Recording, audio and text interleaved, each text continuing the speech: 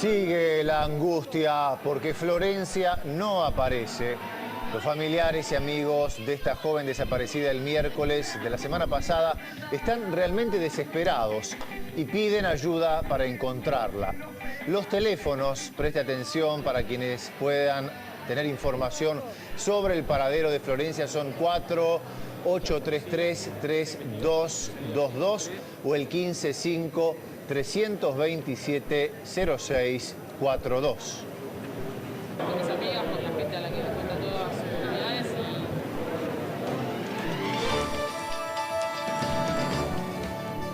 Y ahí veamos una muestra de la gran preocupación que hay por Florencia, porque la verdad que nadie puede entender por qué desapareció una chica que estudia, que vive con su hermano, que hace una vida normal.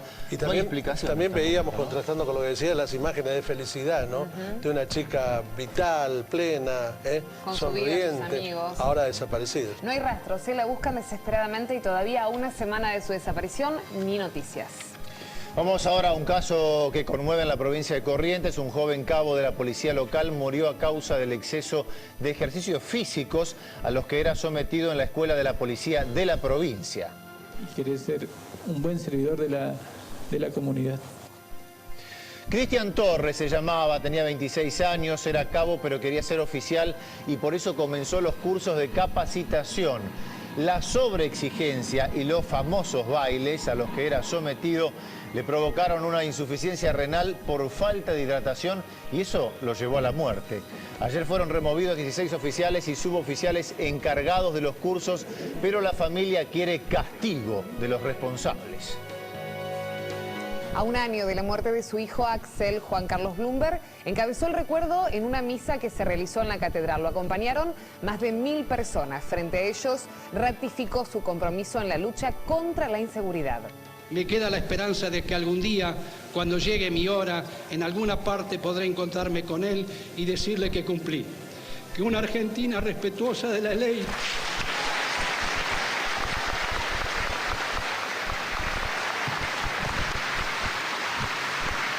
El recuerdo del joven asesinado hace un año después de 6 días de cautiverio le puso realmente emoción a esta misa, pero no faltaron los condimentos políticos. Blumberg pidió la destitución de 2 jueces federales, evaluó la marcha de la seguridad y reclamó al Congreso las leyes pendientes.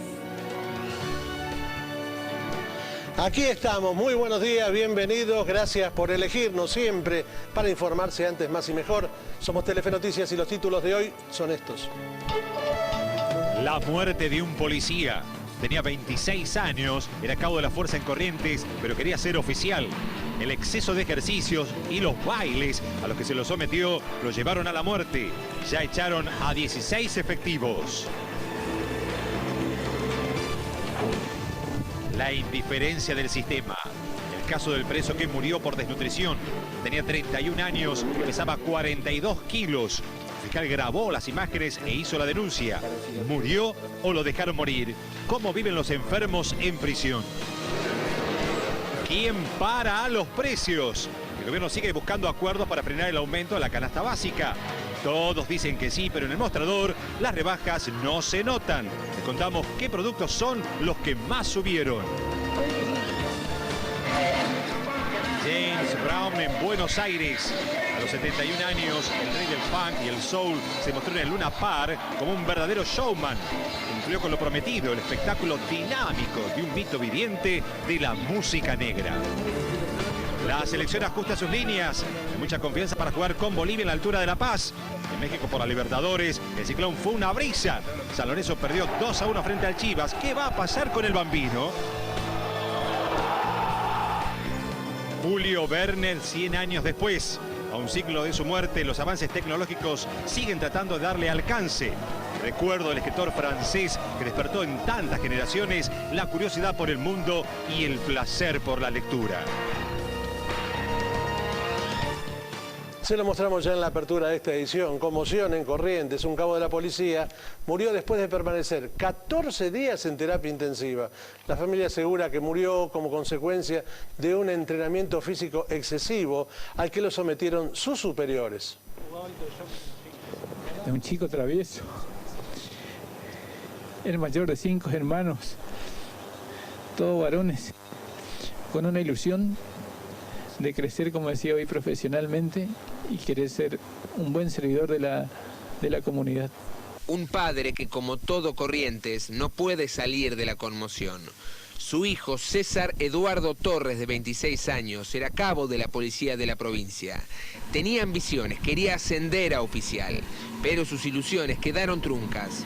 Murió como consecuencia de una insuficiencia renal que, según denunció su familia, habría sido provocada por los rigurosos exámenes físicos a los que fue sometido en la escuela de suboficiales. Si accede en su situación de crecer dentro de la fuerza, de progresar, de pasar de una categoría a otra por méritos propios, significa y se interpreta de que ha pasado también por un nuevo examen médico. Simplemente la palabra es indignación y no hay respuesta. La investigación está abierta. Por la muerte del cabo, 2 jefes de la Escuela de Policía de Corrientes fueron pasados a disponibilidad y 14 oficiales de esa dependencia quedaron separados de sus cargos. La consigna del gobierno provincial ha sido clara. Terminar, como lo vengo diciendo desde hace muchos años, especialmente desde que me hice cargo de este ministerio, terminar con la policía militarizada, una policía armada para cumplir funciones que no son las que hoy reclama la sociedad. César Torres había padecido un cuadro de deshidratación mientras desarrollaba ejercicios bajo un calor agobiante. La tarea estaba prevista por el programa de exámenes de la Escuela de Policía de Corrientes, por lo que al día siguiente debió ser internado de urgencia en un sanatorio donde murió esta madrugada. Y aunque a todos nos parezca que fue ayer, se cumplió ya un año del asesinato de Axel Blumberg. Su padre participó de una multitudinaria misa realizada en la Catedral Metropolitana. A su término, renovó su reclamo por más seguridad en nuestro país y mayor dureza en las leyes. Gracias otra vez por confirmarme cada día que la muerte de mi hijo Axel no ha sido en vano.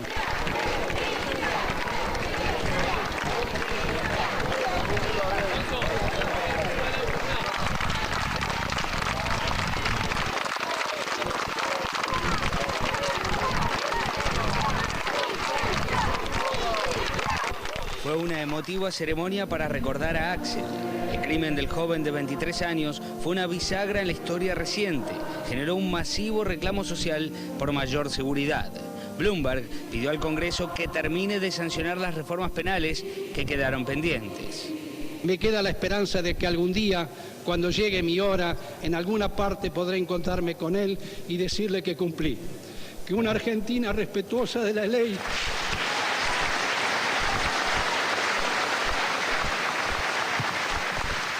En 2 párrafos destacados de la carta que leyó al final de la misa, Blumberg pidió no ideologizar y rechazar la ilegitimidad.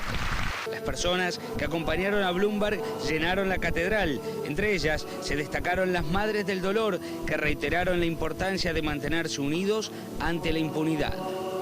Lamentablemente, después de la muerte de nuestros hijos, hubo un cambio en la justicia, en la gente, reaccionó cada vez que ocurría algo desgraciado, la gente acompañaba a la víctima. Todos debemos tomar como hijos nuestros a todo aquel que muera de forma injusta. Una enfermedad es otra historia, pero de forma injusta no debería ocurrir nunca más.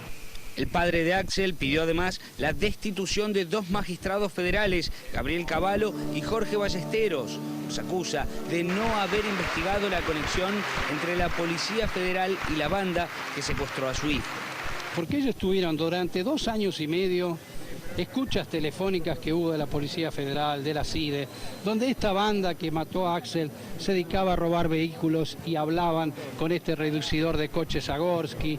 Había gente que se dedicaba a la falsificación de documentos y en 2 años y medio estos jueces nunca investigaron nada.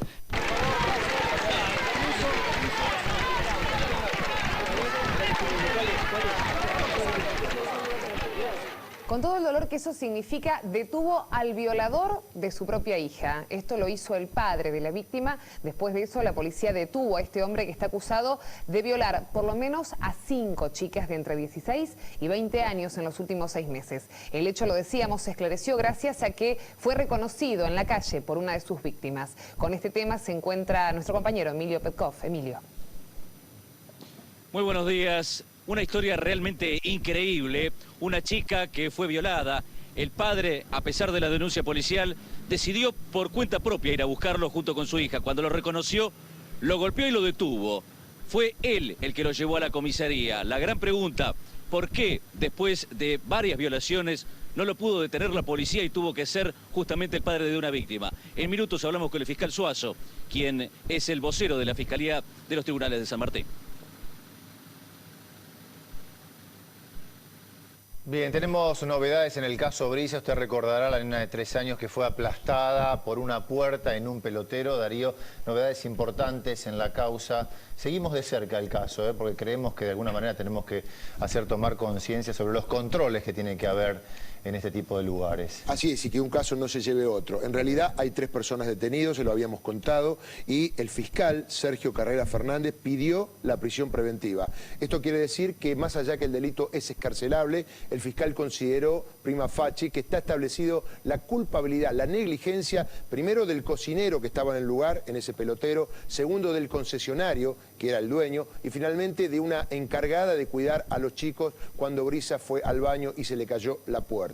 Ahora el juez de garantías tiene que resolver si le dicta o no la prisión preventiva por el delito de homicidio culposo, y además hay que rescatar que el juez le denegó un pedido de excarcelación que habían hecho los 3 detenidos oportunamente. Sin embargo, han pedido un habeas corpus ante un tribunal oral y a lo mejor le pueden dar la libertad porque el delito es excarcelable. Lo que dice el fiscal es que no los excarcela porque como ellos van a seguir en el lugar, pueden ocultar elementos fundamentales de prueba para la causa. Ahora, esto teniendo en cuenta que el delito es excarcelable, es un homicidio culposo, ¿se puede dar la prisión preventiva? Es decir, ¿el juez lo puede hacer de todas maneras? Bueno, corren paralelamente el pedido del fiscal y lo que han planteado ellos ante un tribunal oral. Puede pasar que los procesen y que los dejen en libertad. Otra noticia que tiene que ver con esto y es muy importante es que el fiscal ordenó la reapertura de una causa respecto a el sindicato donde funcionaba el pelotero y la municipalidad de La Matanza, algo así como un Cromañón en pequeño. Es decir, si estaba habilitado el pelotero, quién lo controlaba, si habían ido las habilitaciones correspondientes, si la policía de la provincia de Buenos Aires había controlado. Es la noticia de último momento que tiene que ver con la apertura de no ya los responsables directos, sino los responsables indirectos. Recordemos que en aquel momento se dijo que el pelotero estaba habilitado, que estaba con todas las condiciones. En la causa no hay absolutamente nada que haga presumir que ese pelotero estaba habilitado. En todo nuestro país hay pequeños cromañones, increíble esto. Así es, y esperemos que soplen vientos de justicia. Esto apenas es una brisa y se puede acabar en cualquier momento. Gracias, Darío. Sigue la angustia por la falta de noticias de Florencia. Usted lo sabe, es la joven neuquina que vive en Palermo, en el barrio de Palermo, y que desapareció ya hace más de una semana. La angustia está invadiendo a la familia, obviamente, que pese a la intensa búsqueda no logra dar con Florencia. Augusto Telias, ¿hay novedades en las últimas horas o alguna pista o algún dato sobre esta chica? No hay ninguna novedad hasta el momento. Nosotros estamos en el cuarto que ocupaba Florencia en un departamento del barrio porteño de Palermo. Ella dejó todo aquí, dejó todas sus pertenencias, su bicicleta, que usaba muy a menudo. También están aquí sus apuntes de la Facultad de Ciencias Económicas. Y también está su mamá, que ha llegado desde Neuquén el sábado. En el día de su cumpleaños tuvo que venir a la capital para ver qué pasa con su hija. ¿Ha habido alguna novedad, señora, en las últimas horas? ¿Algún llamado, algo que aliente la esperanza de encontrar a Florencia después de 8 días? No, realmente no tenemos ninguna novedad. Ella sigue en la misma situación como desaparecida a partir del miércoles 16. Después de las 3 de la tarde nadie se comunicó, ni ella se comunicó. ¿Sí? Usted anoche incluso tuvo que ir a un lugar, ¿no? Que la policía la llevó a la morgue. Lo que sí hemos adelantado es en el tema de judicializar la causa, lo que compromete a un fiscal, a un juzgado. Ya esto no es una mera desaparición, no es una denuncia a la policía solamente. Está todo el mundo en movimiento buscándola, pero buscándola con realmente criterio de encontrar a una persona, sean las condiciones que sea. Ahora, ella también dejó incluso lo que siempre llevaba consigo, ¿no? Esta documentación que ella llevaba en su cartera permanentemente los documentos, tarjetas de crédito. Lo que más nos llamó la atención es que sobre la mesa ella dejó, esto es una bolsita de nylon, porque a medida que cambiaba bolsos y bolsitos y los cambiaba todo junto. Y el todo junto es el documento, la tarjeta de crédito, la tarjeta de débito. Es decir, todo como si hubiera pensado volver enseguida. Exactamente, como si dinero ahí. Ahora igual ella ese día llamó por teléfono a su trabajo y dijo que no iba a ir, que se sentía mal y que iba a ir al Hospital Fernández. Pero tampoco fue al hospital. Lo hizo desde la calle. Es decir, esa llamada que ella hace al trabajo diciendo que no va a ir y se siente mal, no la hace desde aquí, la hace después que sale a la calle. Es decir, nosotros lo que no sabemos es si ella se encuentra con alguien o encuentra a alguien y hay un evento extraordinario, es decir, o también pensamos que puede haber tenido un accidente, un golpe, y como sucede muchas veces con los golpes, hay un intervalo lúcido y después se desorganizan, no saben quiénes son y se pierden. Esto lo vemos habitualmente, pero lo que es llamativo es que no llegó a ningún hospital, no llegó a ninguna persona, no se comunicó en ningún momento a partir después de esa llamada al trabajo, ya no hubo comunicación de su celular, que sí era lo que llevaba encima.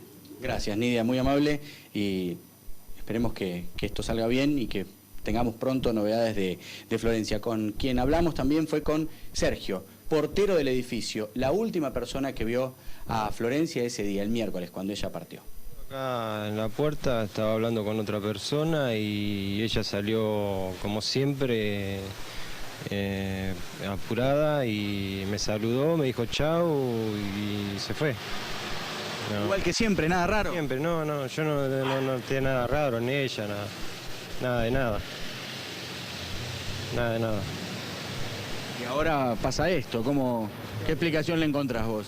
Y no sé, a mí me causó mucha sorpresa porque yo me enteré el lunes que había desaparecido. Y bueno, yo le conté eso al hermano, que la había visto el miércoles, me preguntó cuándo la había visto yo. Y eso, yo la vi el miércoles. ¿La notaste preocupada? ¿La notaste mal? No, normal, como siempre. Igual que siempre. Florencia lucía una remera igual a esta, pero color naranja, y una pollera, el miércoles cuando dejó su casa por última vez. También la Red Solidaria está haciendo una campaña a nivel nacional. Los números son 4796-5828, todos por encontrar a Florencia. No deje de acercar información si sabe algo de esta joven. Su familia está realmente muy preocupada y no es para menos. Hoy, 24 de marzo, 29 años del último golpe militar que sembró terror y muerte en la República Argentina. En todo el país se están llevando a cabo actos para recordar a las víctimas y a los desaparecidos. En Capital se está realizando una marcha. En el lugar está Sergio De Caro con la información desde Plaza de Mayo. Sergio. Desde 1810, este escenario popular ha sabido representar movimientos sociales y políticos de la historia de nuestro país. Y hoy es un día más. Actos y marchas por el 29 aniversario del último golpe militar están dirigiéndose hacia esta histórica Plaza de Mayo. Entre otras agrupaciones, Quebracho, también la CTD Aníbal Verón y la Coordinadora por la Libertad de los Presos Políticos. Han partido desde la intersección de Avenida de Mayo y 9 de Julio, van a confluir aquí para realizar un acto a las 12 y luego marchar hacia el Ministerio de Justicia. La novedad respecto de lo que ellos reclaman es que el piquetero Germán Novaris Marc, de 23 años, implicado, recuerdan ustedes, en los incidentes, cuando una familia fue atacada cerca del obelisco, cuando conducía su automóvil con sus chiquitos, logró la libertad. La Cámara le dictó falta de mérito y este manifestante está hoy en esta marcha. Seguramente en minutos hablaremos con él. Actos y también scratches como el que le tocó vivir en este caso a Luciano Benjamín Menéndez. Se trata del ex jefe del Tercer Cuerpo del Ejército durante la última dictadura militar, responsable de la represión ilegal en al menos 10 provincias argentinas. Y actualmente, recordemos, permanece con prisión domiciliaria en Córdoba. Está acusado por la detención y desaparición de personas durante los años de plomo en nuestro país. La agrupación Hijos lo repudió frente a su casa. Luciano Benjamín Menéndez cerró el portón de su casa custodiada por policías e ingresó a paso lento. Sabía que estaban llegando al lugar una columna de estudiantes e integrantes de la Comisión por la Liberación de Presos Políticos para realizar un escrache en repudio a su arresto domiciliario y por un nuevo aniversario del golpe de Estado del 76. Con motivo del nuevo aniversario del golpe y aparte con motivo de que es conocido por todo el mundo que Menéndez, por más de tener arresto domiciliario, sigue andando por el barrio como impunemente, como muchas otras cosas impunes que están pasando en el país, y nosotros creemos que existe una continuidad en la impunidad desde el golpe de Estado hasta hoy. Lo que queremos hacer básicamente es repudiar que este asesino, en vez de estar detenido, sufriendo una condena efectiva en una cárcel, está en su casa, como decía el compañero, yendo y viniendo, y lo que queremos hacer es repudiar la libertad de Menéndez en su casa.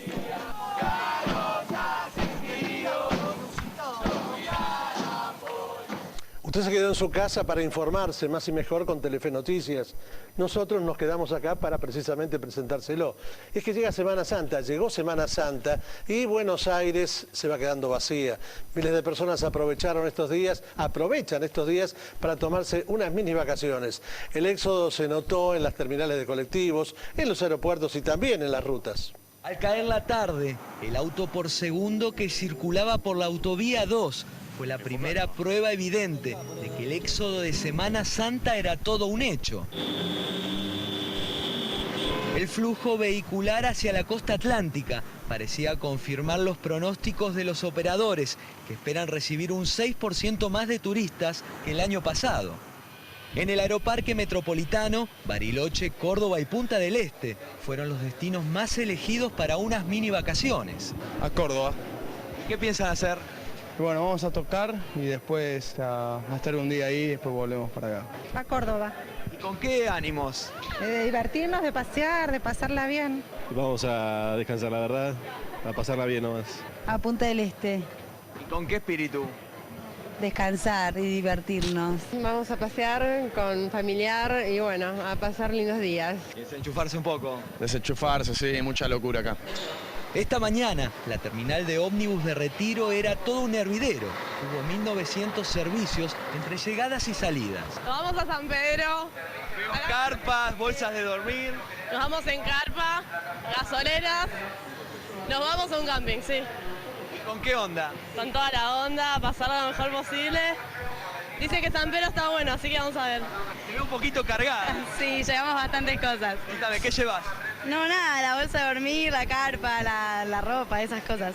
¿Y buena onda, con ganas de divertirse? Sí, buena onda. ¿Maquillaje, tacos? No, ni en pedo. Descanso total. ¿Gasolero o esperás gastar mucha plata? Gasolero. Para cambiar de aire, para descansar unos días, pero para desenchufarse, y bueno. Mientras tanto, muchos tuvieron que hacer control mental para no sufrir ante tanta dicha ajena. No quiero pensar en usted que se tiene que quedar acá trabajando. ¿Cómo ve a la gente? ¿Se sufre? Sí, todo el día. Ya estamos acostumbrados, ¿viste? Hay bastante trabajo y... ¿Cómo lo vive? Trabajando. Pero con filosofía, ¿no? Para no sufrir más. La verdad que sí. Mira, no hay mal que por bien no venga. Si no se hace hoy, se hace mañana. No hay que desesperar. El trabajo es así. Usted, mientras tanto, control mental. Sí, control mental. Esto es lo que tenemos que controlar, la caja.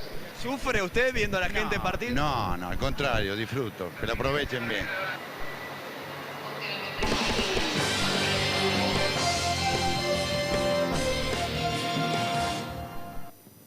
Imágenes que pasaron el último fin de semana en la Liga Española y que todavía siguen conmoviendo. El venezolano Arango del Mallorca al chocar con Javi Navarro del Sevilla y con esta caída que le provocaba convulsiones. En ese momento se temía lo peor. Fue una instancia de gran dramatismo que se vivió en el estadio porque Arango no podía reaccionar. Pero afortunadamente, después de haber sido atendido, ayer el jugador venezolano recibió el alta de esta manera, salía junto a su esposa de la clínica donde se lo atendió con fractura de malar. Tendrá para varias semanas todavía de recuperación, pero el susto ya quedó atrás. Bueno, un mal momento, ¿no? Realmente para Arango. Qué susto, Sí, qué susto, pero pasó y pasó el mal momento. El que tampoco la pasó muy bien fue San Lorenzo, evidentemente en México. Así es, anoche se presentó, volvió a perder San Lorenzo, aunque queda la sensación de que debió llevarse al menos un punto frente a las Chivas de Guadalajara en un partido condicionado por el pésimo arbitraje del brasileño Márcio Rezende, que cobró 3 penales y expulsó 3 jugadores. Tenía controlado el partido en el primer tiempo San Lorenzo, pero llega esta jugada, un invento. Se tira la pileta a Bravo, supuestamente una infracción que le cometía Zabaleta, se toma la cabeza el Bambino, no había nada que hacer. Ramón Morales, zurdazo cruzado, nada que hacer para Orión, que había reemplazado a Ramírez. Después, 10 minutos después de esta jugada, llega este, sí fue penal, Orión, que lo cruza a Palencia y otra vez, parece repetido, pero Morales le pega de la misma manera, cruzado y a la izquierda de Orión, 2-0, parecía liquidado el asunto, pero va a llegar el descuento. Y otro penal inexistente, gol a mano de Sol, y allí se planta con personalidad Walter García para achicar la diferencia. García iba a ser expulsado, también Coudet, junto a Ramírez, el jugador de las Chivas. Un final caliente en el que San Lorenzo pudo llegar al empate, pero no lo pudo hacer, quedó último y el futuro del Bambino sigue incierto. Muy importante para el equipo también, pero para esta gente que vino y que llenó el estadio es un triunfo que nos pone primero al grupo y con muchas posibilidades de clasificar, ¿no? No, es un rival rápido, difícil, pero nosotros le hicimos un gran partido. Así que bueno, pero el fútbol desgraciadamente es así. Hoy San Lorenzo no mereció perder, bajo ningún punto de vista. Y habrá que ver qué pasa cuando San Lorenzo llegue aquí a nuestro país mañana, si el Bambino va a tomar alguna decisión. En la cuenta regresiva hacia el partido del sábado por eliminatorias estamos ante Bolivia. José Peckerman ya tiene definido el equipo, opción B, le podríamos decir, en el cual solo el Pato Abondancieri se repetirá en la formación que va a enfrentar a Colombia. Por lo tanto, podríamos decir que el equipo que seguramente va a plantar en La Paz el sábado será con Abondancieri, Burdizo, Milito, Gonzalo Rodríguez, Duscher, Cambiaso en el medio con Clemente Rodríguez, Scaloni, Maxi Rodríguez, Galetti y Luciano Figueroa. Más allá de la altura que hay, pienso que es un partido de fútbol y bueno, si la Argentina juega como lo hace siempre, tiene muchas posibilidades de ganar. No pensamos en eso, pensamos en jugar bien, en tratar de hacer un partido y ganar, nada más, ¿no? Nosotros pensamos que es una sola selección, como está comprobada, la camiseta es la misma. Jugadores de calidad están en los dos equipos y sobre todas las cosas aprovechar esto de ponerse la camiseta que no se da todos los días. La idea sí es de que vamos a intentar ganar el partido, o sea, tener la condición de jugar el partido como si estuviéramos acá, con ganas de ganarlo y con una total disposición. La idea base de intercambiar jugadores es eso, tener plenitud para jugar. Bolivia, por su parte, con Ovidio Mesa como nuevo técnico, espera con ansiedad este partido que puede significar, de conseguir el triunfo, una buena inyección anímica para salir del último lugar de la clasificación. El tema de la altura también fue tratado por los jugadores de Bolivia, entre ellos Leo Fernández, arquero argentino. A Barranquilla, donde hace muchísimo calor y no estuvimos una semana antes diciendo que iba a hacer calor, que no se puede jugar en nada. Hay que ir, jugar, callarse la boca y hacerlo lo mejor posible. A los argentinos les molesta eso y yo no comparto. Me parece que si nosotros a veces también vamos a Buenos Aires a jugar con 2 grados bajo cero y bueno, a los chicos que viven en Santa Cruz les cuesta también, pero no estamos toda la semana diciendo que ay, qué frío va a ser, nada. Hay que ir y jugar y callarse la boca. No, siempre el tema de la altura cuando juegan los argentinos y los uruguayos siempre está en tapete, no más allá de lo que pueda hacer Bolivia, lo que más se preocupa en ellos es el tema de la altura. Y por eso Peckerman ha decidido, para no desgastar, justamente conformar 2 equipos para enfrentar a Bolivia y después el miércoles a Colombia. Parece que Diego Maradona no puede seguir bien tranquilo con su tratamiento para adelgazar. Ahora la justicia ordenó el remate de la Quinta de Moreno, que ganó mala fama Usted recuerda en el año 94 cuando Diego valió a un grupo de periodistas. Es esta, la quinta, que se encuentra ubicada en el barrio Parque Trujuy y que fue embargada para poder ejecutar este juicio iniciado por Cristiana Sinagra por provisión de alimentos para Diego Junior, hijo aún no reconocido por Maradona. El remate se realizará el jueves con una base de 132.724 pesos. Ahí estaba, Diego Armando Maradona, que está en este momento todavía en Colombia, pero va a volver a la Argentina porque va a estar el 3 de abril en la fiesta del centenario de Boca. Marcelo, en un ratito subidas y bajas dentro del fútbol argentino. Novedades, técnicos que se van, equipos que andan bien como Rosario Central, con todo eso vamos a estar. Gracias. Buenas noticias. En Walmart comprás lo que querés cuando querés. En Walmart comprás todo en un solo lugar. Y en Walmart tenés precios bajos todos los días, siempre. A pesar de los años, que no son tantos, el cantante James Brown sigue actuando como si fuera la primera vez. A los 71 años paseó todo su talento aquí, en la ciudad de Buenos Aires. The world's godfather sold himself, Mr. James Brown.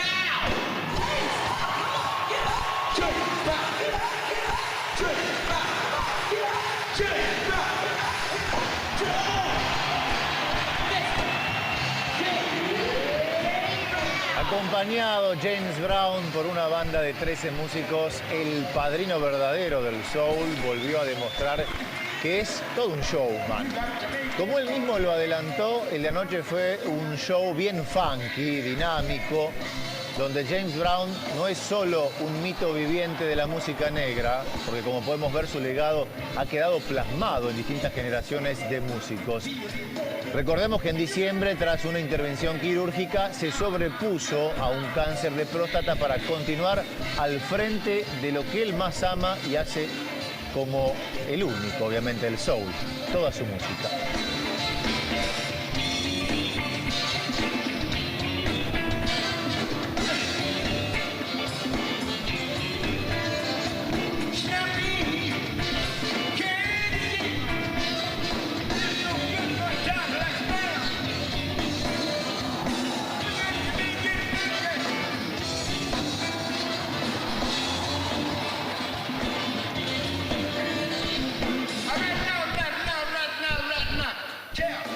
Walmart. Precios bajos todos los días, siempre.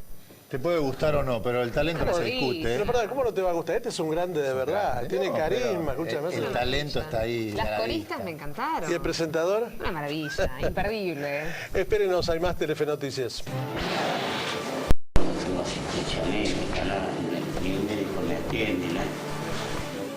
Una historia trágica de abandono. El preso murió en una cárcel bonaerense. Estaba enfermo y no recibió atención médica. El caso Schiavo está llegando a las instancias más dramáticas. Los padres de Terry recurrieron a la última y máxima autoridad judicial, el Tribunal Supremo de los Estados Unidos. A 100 años del nacimiento de Julio Verne, uno de los grandes escritores de la literatura universal para grandes y chicos. Poeta mundialmente. Todos los estrenos para este fin de semana largo. Disfrutar de la pantalla grande. Se lo contamos en instantes.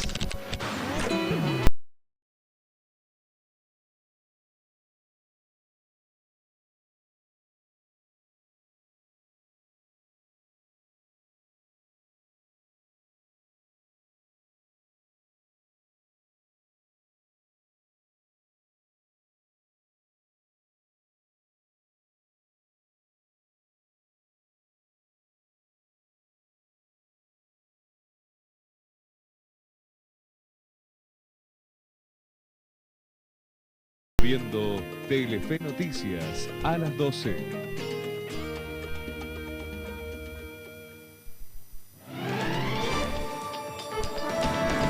A 29 años del último golpe, manifestaciones en todo el país durante toda la jornada. En este momento, mucha gente, Sergio De Caro, en Plaza de Mayo.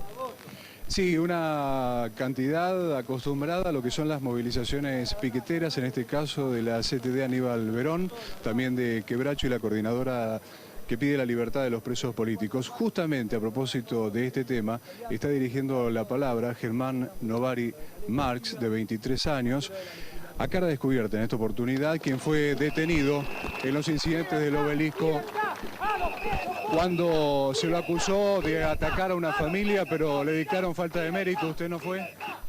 No, yo no tuve nada que ver con el incidente, pero mi presión fue una presión política, digamos. La presión política que estaba ejerciendo el gobierno hizo que yo quede detenido en este momento.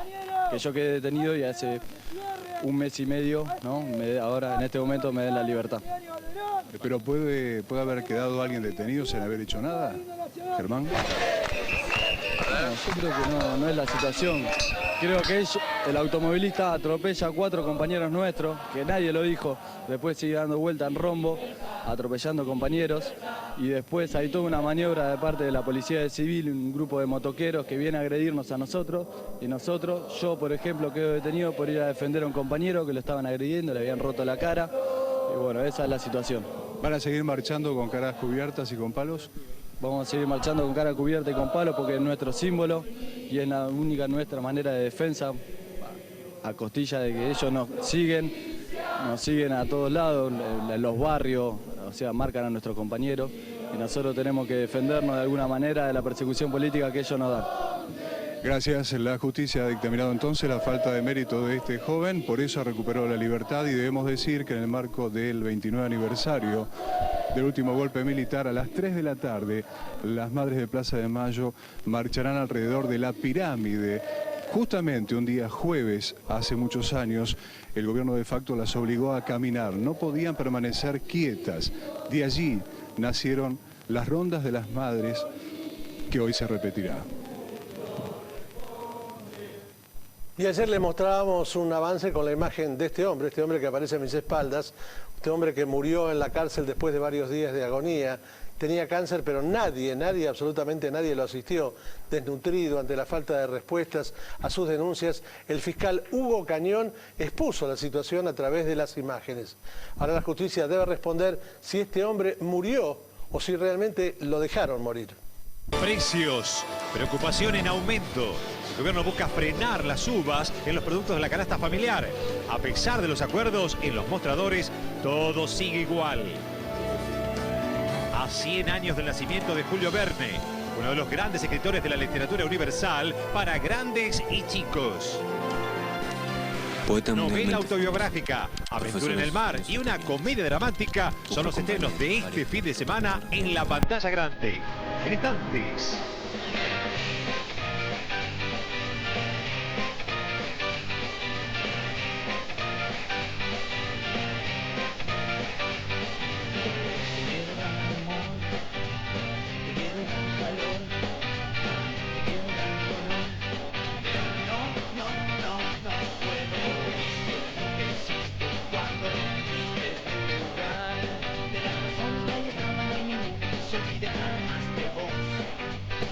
Nosotros viendo Telefe Noticias a las 12.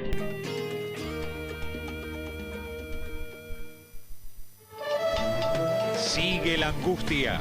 Florencia no aparece. La falta de informaciones desespera a sus familiares y amigos.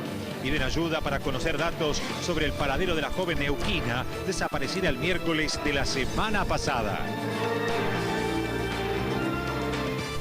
La muerte de un policía. Tenía 26 años, era cabo de la fuerza en Corrientes, pero quería ser oficial. El exceso de ejercicios y los bailes a los que se lo sometió lo llevaron a la muerte.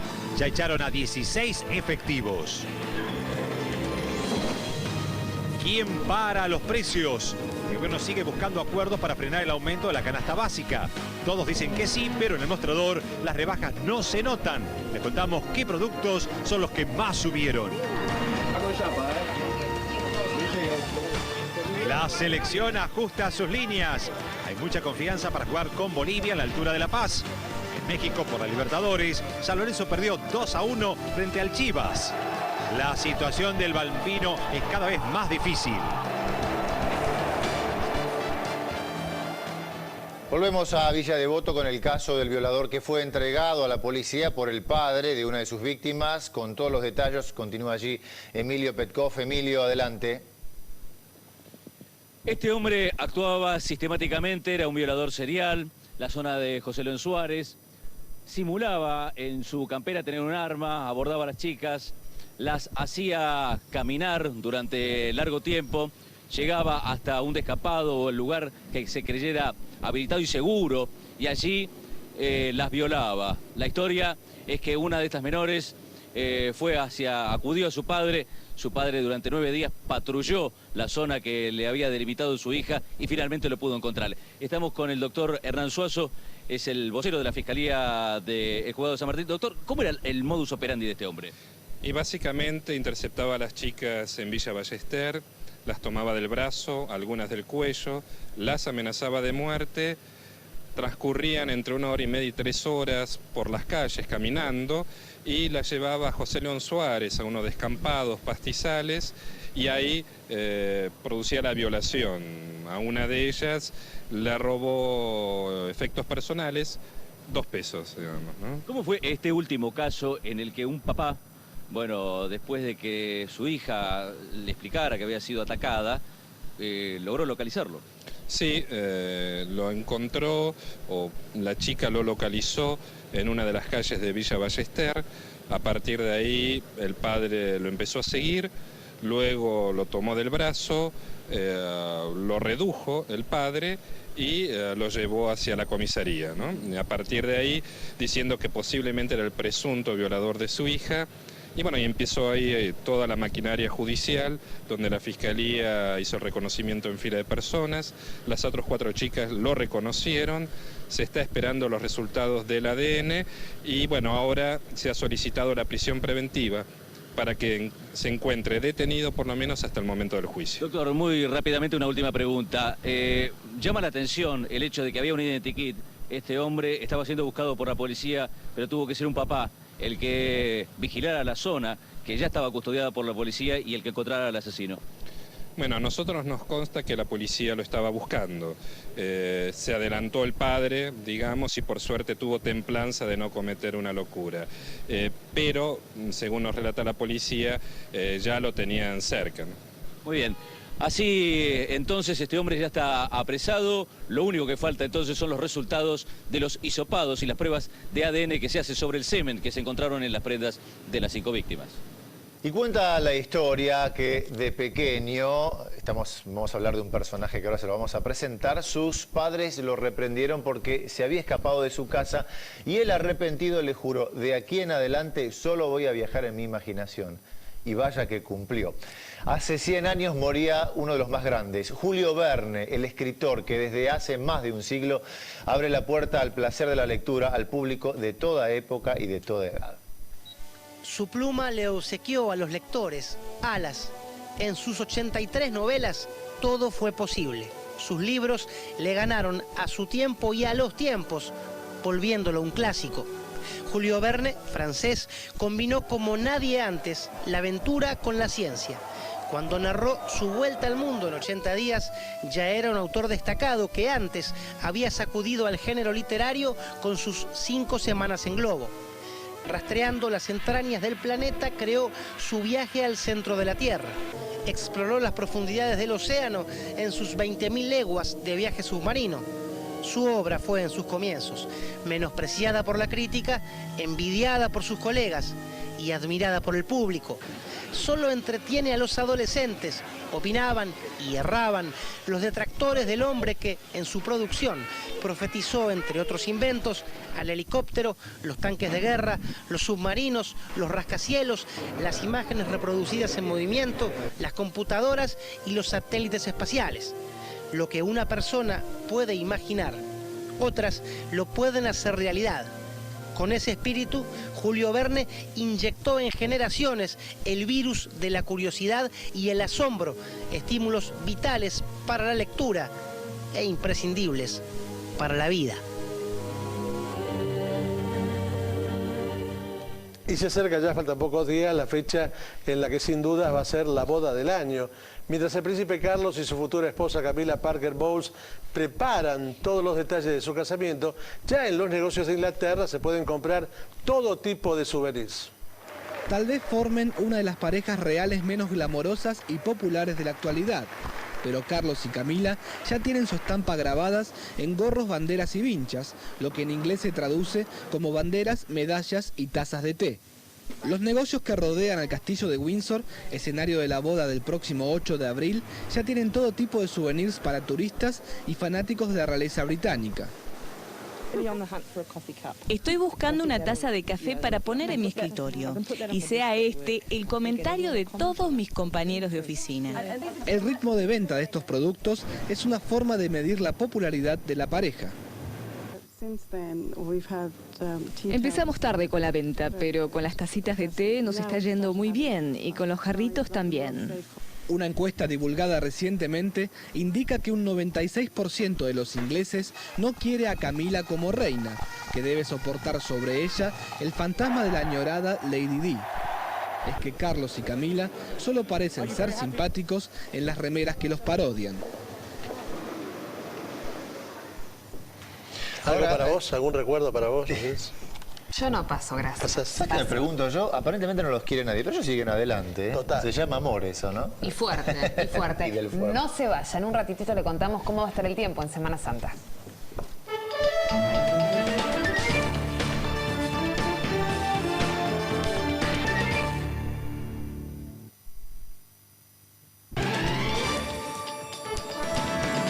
Bueno, no nos podemos quejar, porque el otoño se está portando más que bien y parece que durante el fin de semana largo vamos a tener muy buen tiempo. Veamos el pronóstico.